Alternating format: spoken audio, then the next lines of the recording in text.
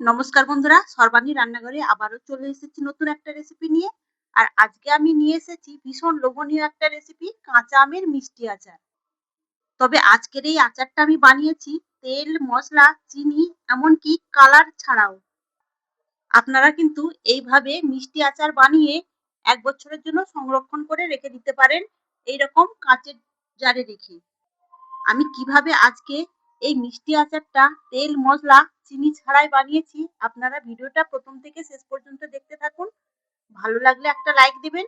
আর সেই সঙ্গে যদি নতুন বন্ধুরা এসে থাকেন, অবশ্যই আমার চ্যানেলটিকে সাবস্ক্রাইব করে আমার পাশে থাকবেন। তাহলে চলুন বন্ধুরা, আর দেরি না করে মূল রেসিপিতে যাওয়া যাক। আচার তৈরি করার জন্য এখানে আমি নিয়েছি বড় বড় সাইজের 4টে কাঁচা আম। প্রথমে এই কাঁচা আমগুলোর খোসাটা ছাড়িয়ে নিতে হবে। খোসাটা ছাড়িয়ে নেওয়ার আগে একটা বড় পাত্রে আমি জল নিয়ে নিয়েছি। এবার দিয়ে দেবো ওর মধ্যে পরিমাণ মতো লবণ। লবণটাকে প্রথমে জলের সঙ্গে মিশিয়ে নিতে হবে। এখন লবণ জলটা একপাশে সরিয়ে রাখবো। এবার এই কাঁচা আমের খোসাটা ছাড়িয়ে নেব।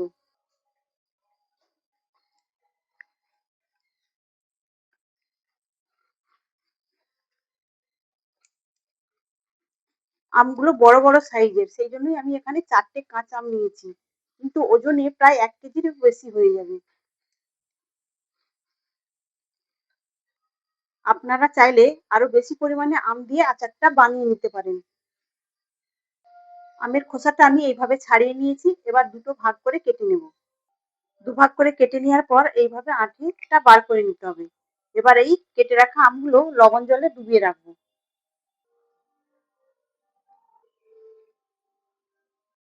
সব আমগুলোই আমি কেটে নিয়েছি। এবার এই আমগুলো লবণ জলের মধ্যে একটু কচলে কচলে ধুয়ে নিতে হবে।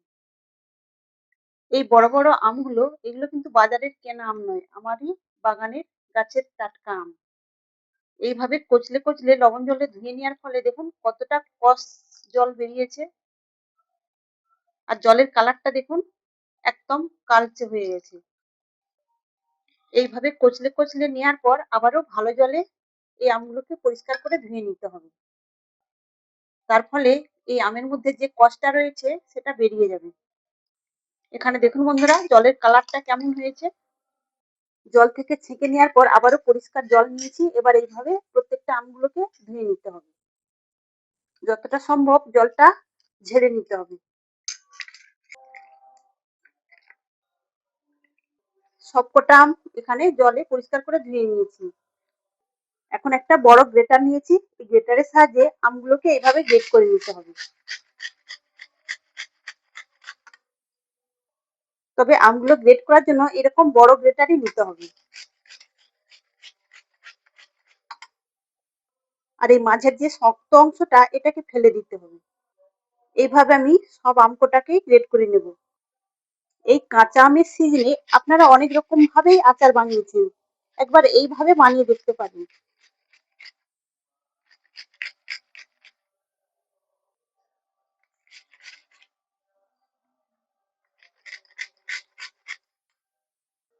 এখানে আমি সবকটা আম গ্রেটারের সাহায্যে গ্রেট করে নিয়েছি। এখন এই গ্রেট করা আমটা আমি সরাসরি একটা কড়ার মধ্যে দিয়ে দেব।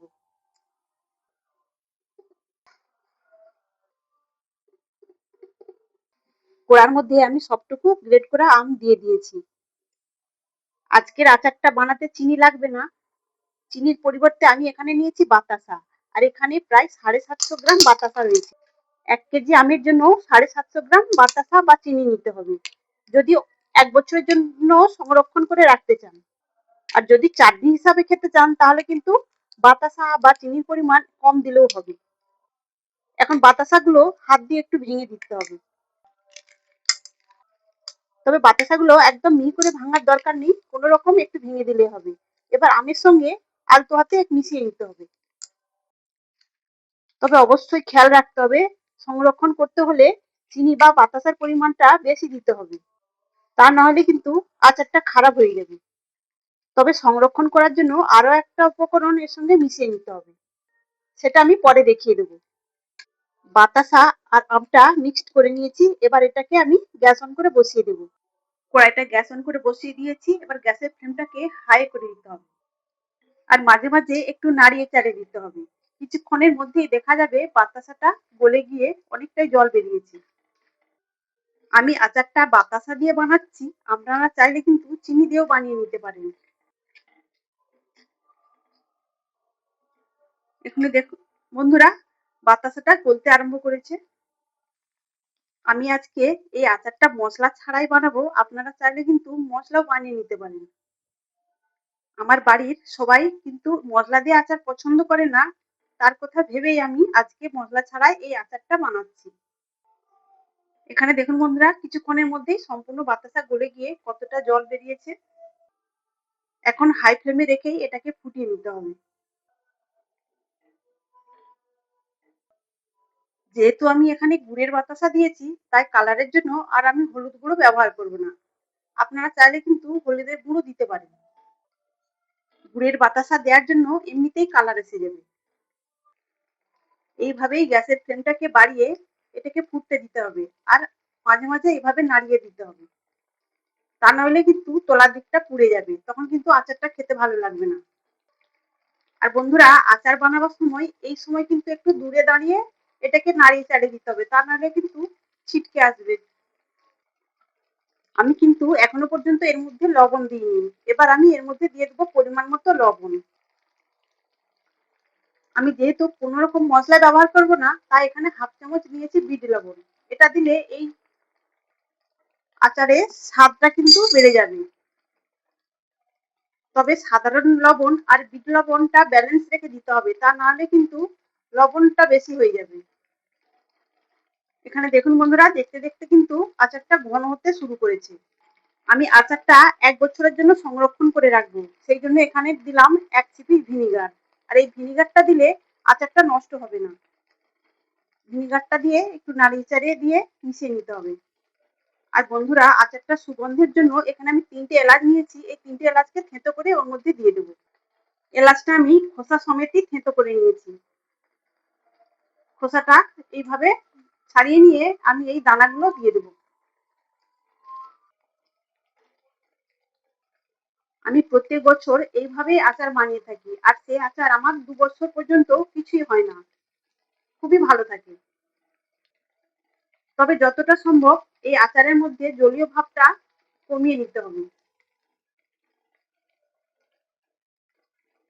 আপনারা যদি চাটনি হিসাবে খেতে চান, এই অবস্থাতেই কিন্তু নামিয়ে নিতে পারেন। আর সেটাকে ফ্রিজের মধ্যে রেখে আপনারা কিন্তু বেশ কিছু দিন খেতে পারেন।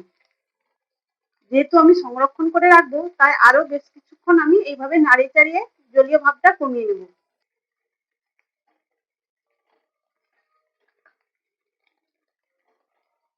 আর দেখুন বন্ধুরা, গুড়ের বাতাসা দেওয়ার কারণে কত সুন্দর একটা কালারও এসেছে।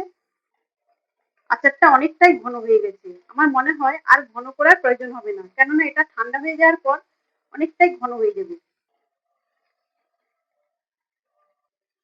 আপনারা অবশ্যই এভাবে তেল, চিনি এবং মশলা ছাড়া এইভাবে আচারটা বানিয়ে 1 বছরের জন্য সংরক্ষণ করে রাখতে পারেন। এখন আমি গ্যাসটা অফ করে দেব। এই আচারটা ঠান্ডা হয়ে যাওয়ার পর একটা কাঁচের বয়ামে রেখে দিতে হবে, তাহলে কিন্তু 1 বছর পর্যন্ত নষ্ট হবে না। তাহলে বন্ধুরা, আজকের এই আমার ঝুরি আচার কেমন লাগলো রেসিপিটা অবশ্যই কমেন্ট করে জানাবেন। তাহলে বন্ধুরা, আজকের মতো আসি। সবাই ভালো থাকবেন, সুস্থ থাকবেন। ধন্যবাদ।